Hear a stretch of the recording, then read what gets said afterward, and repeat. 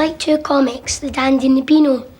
I like The Dandy because it has a lot about a strong man called Desperate Dan, and I like strong men. The comics I like to read are The Beano and 2000 AD. I like photo stories because if they were just drawings, you can't imagine very well. But seeing as though the photos, you can see all the detail. I like cartoons, and I think that no one ever grows out of watching cartoons. I get The Dandy and Beano because I think it's funny. The Beano has got a lot of characters which, well, Menace, like Dennis and Nasher, his pet dog. There are softies in the Dandy and the Beano. The Beano softies include Walter, who is a really, really soft softie, and Spotty Spurkins, who isn't so that soft. The Dandy's softies are Chips, who is totally and utterly menaced by Billy Beef. Well, Alan's the big one, the 50th birthday issue. It's got to be something special.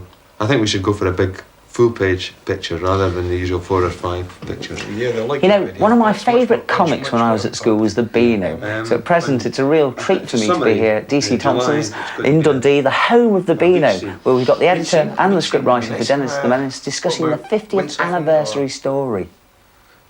Well, it's the carty, the Dennis's carty. You need something a bit more than that, some more modern. What about a beach buggy? A beach buggy? Yeah, personalised one with the red and black stripes. We've done the script, worked out a general rough idea how it's going to go. The artist gets a finished copy of this, a typed copy, and this is what he sends back. Each number corresponds to a picture.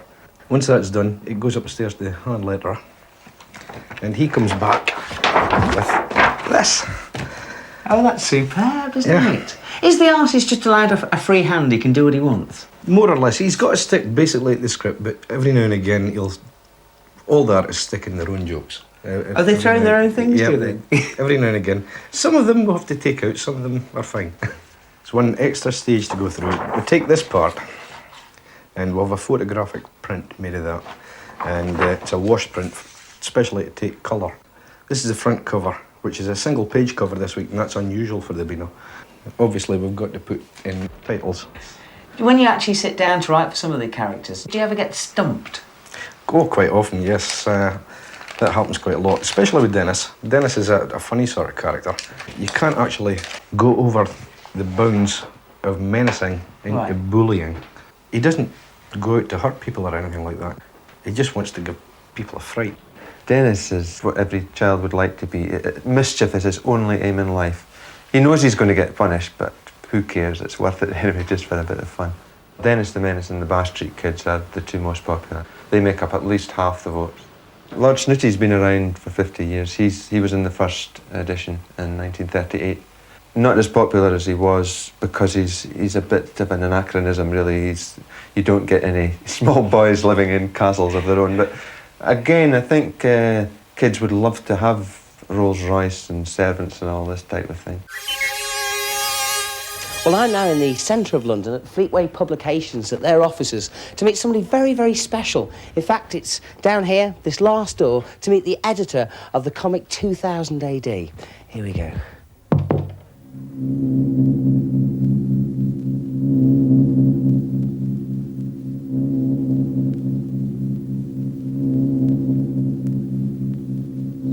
Lord Thung with Chegwin, welcome to my command module. It's a great honour to be here. It certainly is. So what do you think the appeal is of 2000 AD? What do people like about it? I think the qualities I brought for it from my home planet of Quacksun in the star system Betelgeuse. I insist on a degree of quality that you do not find in other comics. So has it got a bit more class than the others? I know not the meaning of this word class, but it has a thrill power, a Zarjetsness that people respond to, people of your planet. Why do you think it is that people like science fiction? Science fiction, to you, it frees the imagination. Imagination is one thing that we all have. It frees the mind. You can imagine things, you can transport yourself across galaxies, across time zones. Where do you actually get your ideas from? I infuse my droids with ideas of greatness. What they do with them after that, only my random spatial circuits would know. Do your droids find it a little bit unusual having an alien being the editor of a comic? Since I built them, no. I buy magazines because I like the photo stories, because I think they're more realistic if they get photoed instead of being drawn. I like them because I think the bubbles coming out of their mouths are very good and funny. Okay, this is a scene where you run out of petrol and a boy's approaching you on the bike and you're pushing the car into the lay-by and you turn around to look behind you with your hand still on the boot of the car. Right. Yeah, and Sean, you should have stopped the bike just at the tail end of the car. Don't come too far down or we won't get everybody in the frame. You're looking over to Keith, shouting over and saying, do you want a hand? But you haven't recognised him yet. You don't realise who he is at the time. Okay, Sean, could you just move over to the left a little bit? What do you think of that? Yeah, Keith, if you just lift your head up a bit. That's good, Sean. Offer your assistance. That's fine. Yeah, that's fine. That's okay. That's better. You just move sideways a little bit. That's good, Sean. Just look a bit astonished. Can't believe you've met Keith Chegwin.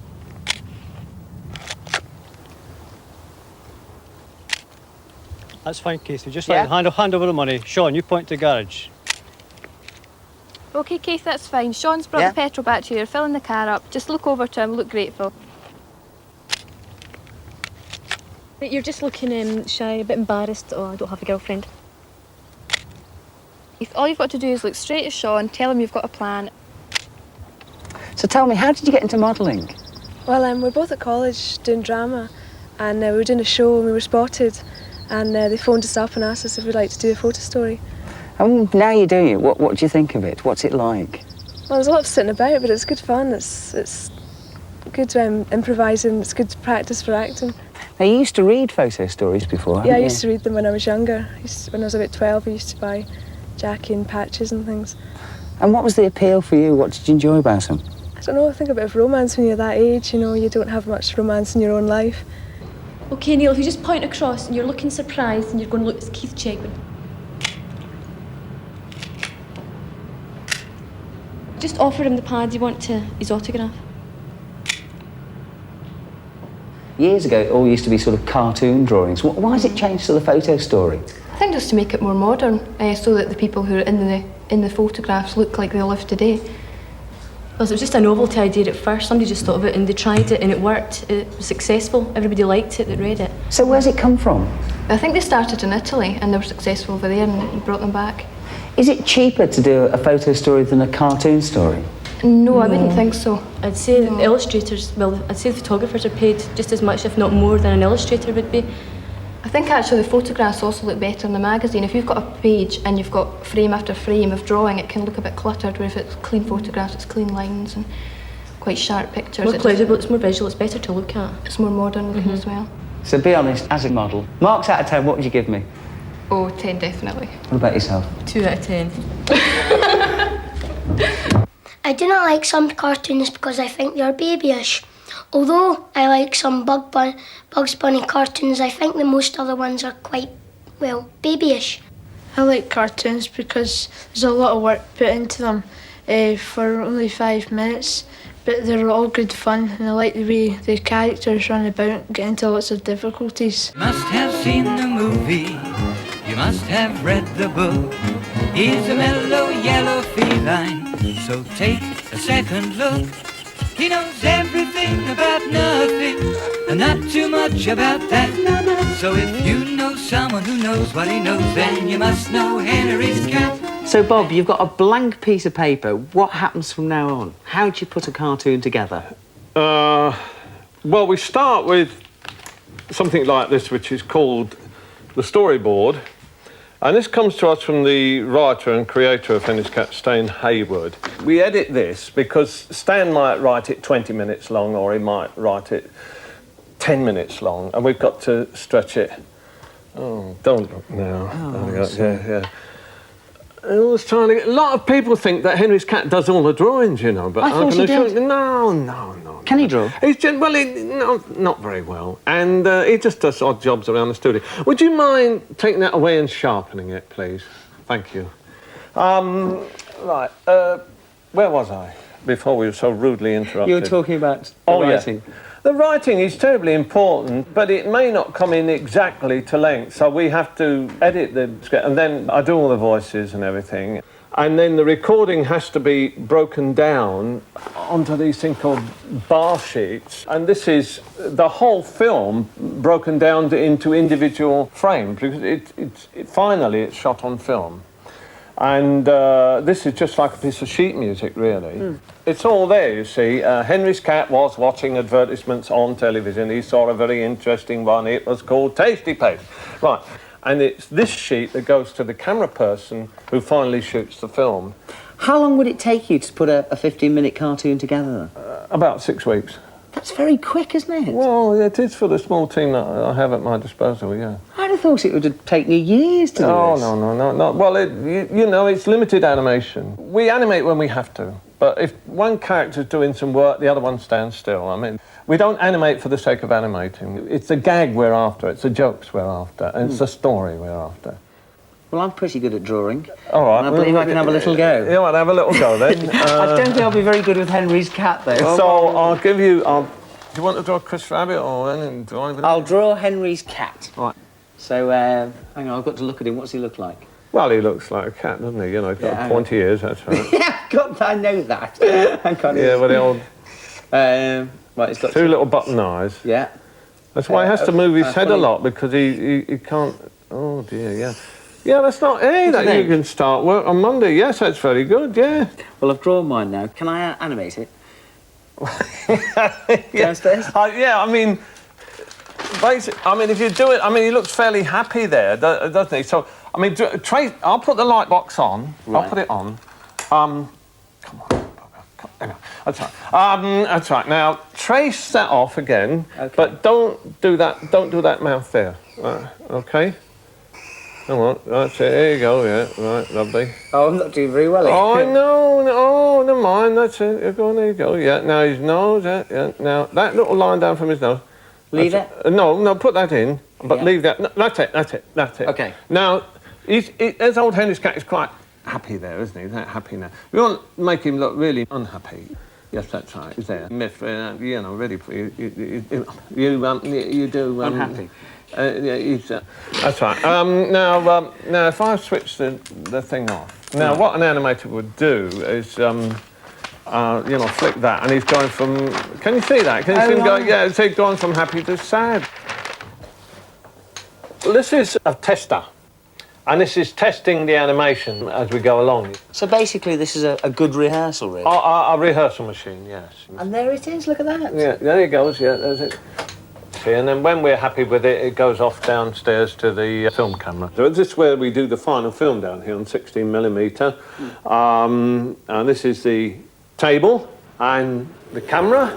The camera goes up or down, in or out, whichever way you like to look at it. We can go north, south, east, west, diagonally. Do anything we like on this camera.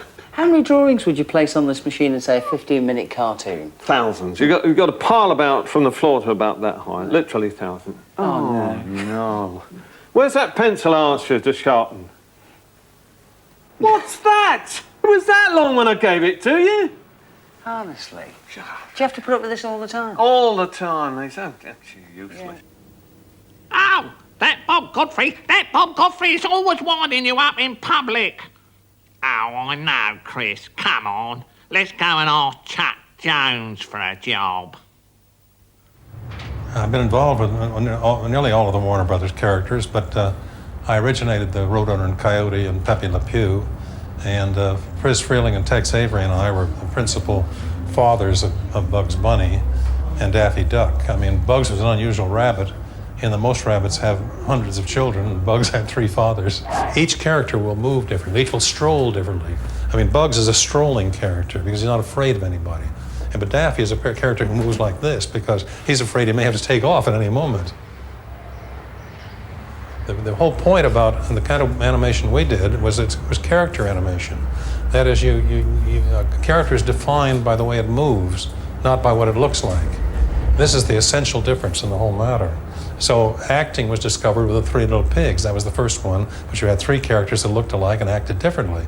Well, we weren't slow to realize right then, it was 1933, that from that point on, we were either going to be doing character animation or we weren't going to be doing anything. If it is too violent for children to look at, then it shouldn't be on television. They were made for theaters. They were never made for television. We made them not even for adults. We didn't make them for children, certainly. We made it for ourselves. We never thought of ourselves as being part of any golden age. And the golden age of the Disneys were in the 1930s. Ours were really post-war. Our best pictures, I think, were after the war. So that's why we're perhaps a little more impudent, a little more, not as sentimental, perhaps. And a character like Daffy is a great deal different than one of the Three Little Pigs. He's just, I like him. But I also recognize him, and unfortunately, I recognize myself in him, and that bothers me a little. So maybe I'm not good for children, I don't know. A very popular cartoonist and somebody whose work has crossed over onto the silver screen is Raymond Briggs, responsible for such wonderful books as Fungus the Bogeyman, The Snowman, Father Christmas Goes on Holiday. But he's also tackled some serious subjects, like the Falklands, all with his book When the Wind Blows, which was all about a nuclear holocaust. We went down to his Sussex home to meet him. Do you think cartoons are a good medium for serious issues? Yes, I think it's a marvellous medium because most people like it and it's very easily approachable. A lot of people who wouldn't read a long book will go in and pick up a cartoon book. And if you can also incorporate some serious subject in it, so much the better. And it's only the same principle as all the other books, I think. You just take an imaginary situation, like with Fungus. You imagine there's things like bogeymen around, or Father Christmas. Father Christmas really exists, so what follows from that? And you follow it through quite logically. You assume it's real. You assume there is going to be a nuclear attack next week. What does the average man do about it? How long does it take you to create an idea and then see it right the way through until it appears in a book? Oh, well, books usually take about 18 months because if you're doing a strip cartoon, you have to do all the things a film does. You have to write the script. Then you become the director and make the characters come on from left or right, or then you become the photographer and decide whether to do close-up or long shot. And then you become the designer, decide what they're going to wear, what the backgrounds are going to be. So you're doing all these people's jobs yourself, so it does take a long time. Then having decided all that, you've then got to sit down and draw it. It's terrible, really.